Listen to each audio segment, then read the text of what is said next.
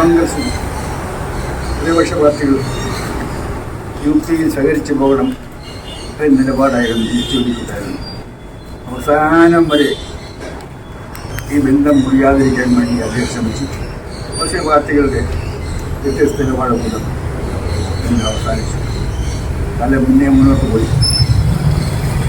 Lok Sabha election 2014 Indian രാഷ്ട്രീയത്തിലെ ദുരന്തങ്ങൾക്ക് തുടക്കമായിരുന്നു.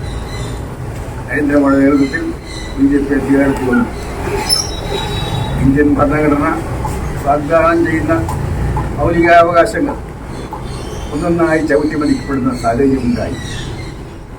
മതനിരപേക്ഷതയും വികസനതയും ജനാധിപത്യ മൂല്യങ്ങളും എല്ലാം ഒന്നൊന്നായി ചവിട്ടിമതിക്കുന്ന സാഹചര്യം വന്നപ്പോൾ ഈ പോക്ക് അപകടമാണ്. ഇതിനെ പിടിച്ചെടുക്കാൻ ഏതെങ്കിലും ഒരു പാർട്ടിക്ക് മാത്രം സാധ്യമല്ല എന്ന് കോൺഗ്രസിന് ബോധ്യപ്പെടുന്നു. സോണിയാഗാന്ധിയും രാഹുൽ ഗാന്ധിയും പിണക്കങ്ങൾ മാറി മതേതര പാർട്ടികൾ എന്ന നിലപാടിലേക്ക് വന്നു.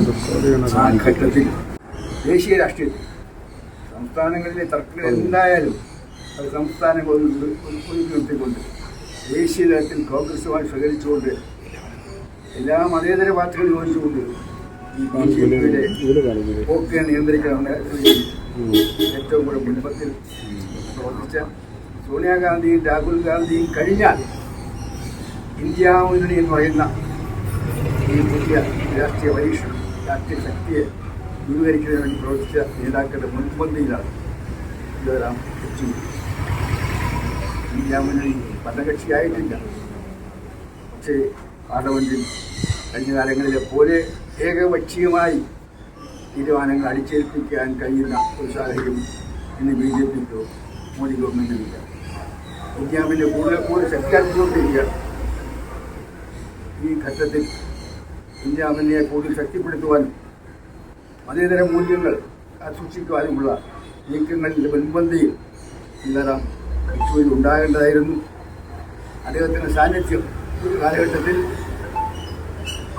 സ്വച്ഛത്തെ കൊണ്ടിട്ട് പ്രധാനപ്പെട്ട പങ്ക് വഹിച്ചതുപോലെ ഇന്നത്തെ കാലഘട്ടം ദേശീയ രാഷ്ട്രീയത്തിൽ ജയറാം യെച്ചൂരി പങ്കുവഹിക്കേണ്ട ഒരു കാലഘട്ടത്തിലാണ്. ഈ കാലഘട്ടത്തിൽ ദേശീയ രാഷ്ട്രീയത്തിലെ നേതാക്കന്മാരുടെ മിക്കവരുടെയും പ്രായം വെച്ച് നോക്കിയാൽ 72 വയസ്സ് അക്കാലത്തിൽ നഷ്ടപ്പെട്ടിരിക്കുന്നു. അദ്ദേഹത്തിൻ്റെ വേർപാട് തീർച്ചയായും ദേശീയ രാഷ്ട്രീയത്തിൽ നഷ്ടമാണ്. പ്രത്യേകിച്ച് ഇന്ത്യയിലെ ജനാധിപത്യ മതേതര ശക്തികൾക്ക് നഷ്ടമാണ്. ഇന്ത്യ മുന്നണിക്ക് തീരെ നഷ്ടമാണ്. സ്വാഭാവികമാണ്.